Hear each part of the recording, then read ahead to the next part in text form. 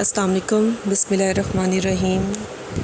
This is about the address to the United Nations. It is based on a speech delivered to the United Nations General Assembly on October 14, 2014 by Noam Chomsky. He started with saying that the world is facing many problems and it's hard to think of ways even to take steps towards mitigating them. And he says that the Israel-Palestine conflict is not one of these because the solution is clear. The solution was given by United Nations Security Council in January 1976. And what was the solution? It is called for a two-state settlement on the internationally recognized borders, and if he was to quote it, the resolution stated, with guarantees for the right of both states to exist in peace and security within secure and recognized borders. So it was decided that the borders will be what they were originally in 1967. The resolution was vetoed by United States and it was presented by three major Arab states, Egypt, Jordan and Syria, which are also called confrontation states. But the Israel did not attend the session. It refused the session. Anyhow, US vetoed it, but it was never implemented. So Israel kept dispossessing Palestinians from their properties and kept expanding its settlements.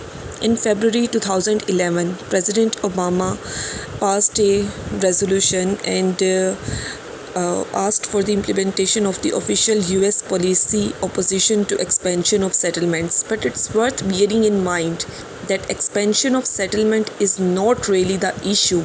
It's the settlements, unquestionably illegal, along with the infrastructure projects supporting them, that are the problem.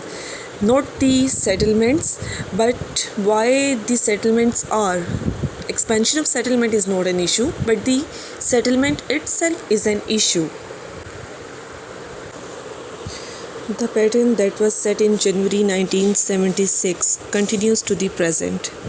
Israel rejects the settlement of these terms and for many years has been devoting extensive resources to ensuring that it will not be implemented. And US is continuously supporting Israel with US military, diplomatic and economic and in fact ideological support. Israel is implementing its expansion program. Recently, on August 26th, a ceasefire was reached between Israel and Palestinian Authority, like many other ceasefires in which violations never cease. And the question on all our mind is, what are the prospects for the future? If we see at the history of these resolutions and the ceasefires, then the pattern is definite. A ceasefire is reached, Israel disregards it and continues its steady assault on Gaza, including continued siege, intermittent acts of violence, more settlement and development projects, often violence in the West Bank. Hamas observes the ceasefire, Israel officially recognizes, until some Israeli escalations elicit a Hamas response, which lead to another exercises of mowing the lawn. Mowing the lawn means that another exercises of bombing and then again reaching some ceasefire, again Israeli violation and again Hamas observing it. Israeli violation reaches to the end that Hamas responds and then Israel again does the exercise of mowing the lawn. In Israeli practice, each episode is more fierce and destructive than the last. The first such exercise was made in November 2005. Let us tell you about the Oslo Accord. 20 years ago, in 1993, it was established that Gaza and the West Bank are an indivisible territorial unity whose integrity cannot be broken up.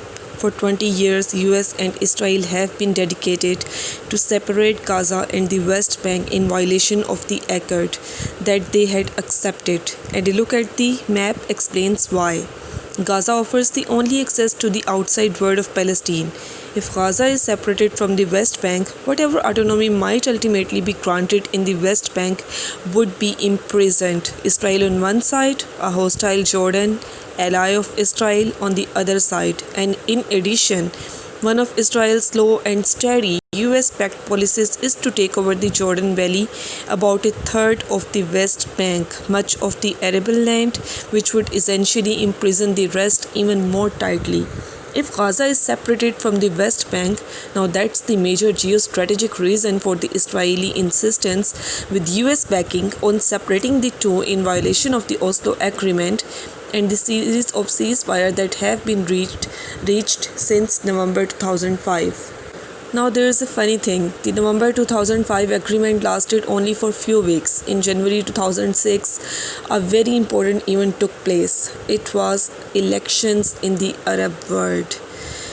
These elections were carefully monitored. These were free and fair, but it had one flaw. It came out the wrong way. Hamas was the party which people selected. Hamas won the parliament and control of the parliament. It was not what was desired by US and Israel.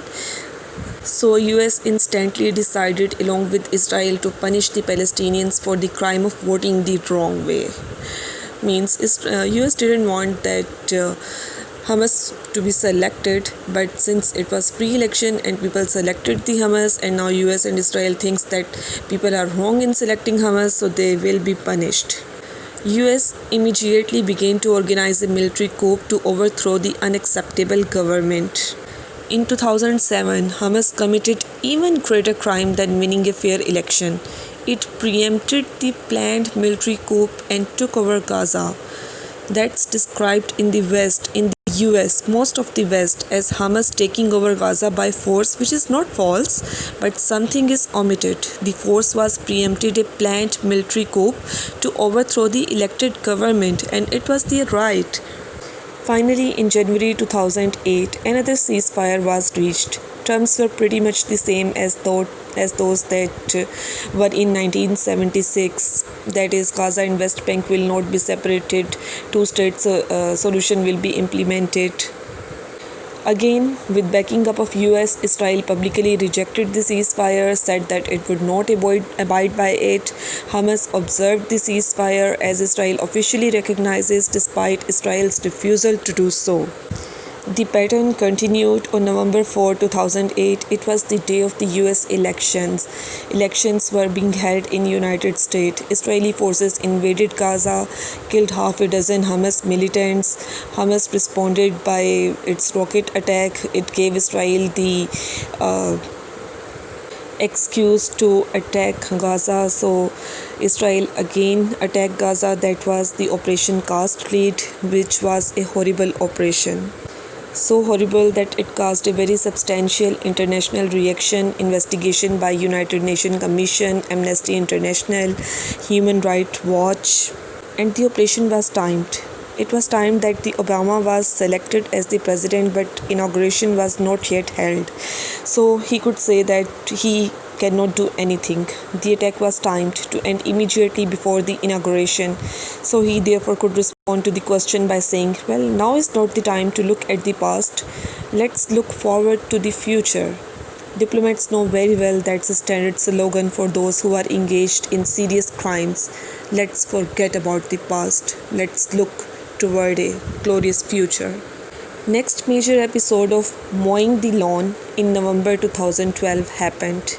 Now you get a good sense of what was going on by looking at the casualty figures of the year 2012. 79 people were killed, 78 of them Palestinians, the usual story, and one of them was Israeli.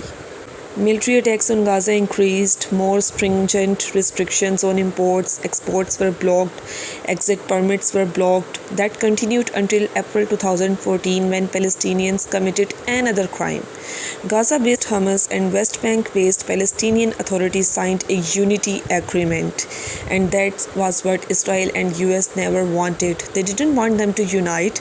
It was one of the reasons that Israel never reached any negotiations, because they said that a community which is itself divided. With whom should we negotiate? Should we negotiate with Palestinian Authority? Should we negotiate with Hamas? When they are even themselves divided, then who are we to negotiate with? But when they signed the unity agreement, it was against Israel and US policy. Israel was infuriated even more when the world mostly supported it. So it looked for a pretext. 3 Israeli youngsters were missing, so it searched thousands of people, arrested them, searched Hamas members, killed in Gaza and brutally murdered people, and finally they find out that Hamas was not involved in capturing those youngsters and was not involved in their killing, and it was some other autonomous clan, the Qamish clan of Hebron, which was not given green light by the Hamas and had been involved in this. All this brutality finally elicited a Hamas response. Then came Operation Protective Edge, the one which was just completed and the more brutal and destructive even than the ones that preceded it. Again, another ceasefire reached with Israel's greatest land grab in 30 years, almost 1,000 acres in the Gush Etzion area near what's called Jerusalem, Greater Jerusalem. In 2-state settlements, Palestinians will hand over the keys of the West Bank to the Israel, and Palestinians have often favored that. They say when the one-state solution, they say then they will be able to carry out a civil rights struggle, maybe modeled on the anti-apartheid struggle in South Africa, fight for civil rights within the whole one state controlled by Israel. Now, Israeli criticize that on the ground of what is called the demographic problem. In fact, there will be too many non-Jews in a Jewish state. In fact, pretty soon a majority. Because Palestinian birth rate is more than the Jewish birth rate. Chomsky gives 2 alternatives, but it's not the ones that are just described. These are different ones. One alternative is the international consensus on a 2-state settlement, basically the terms of January 1976, or the one-state solution in which the Palestinians will have equal rights as that of Israel's.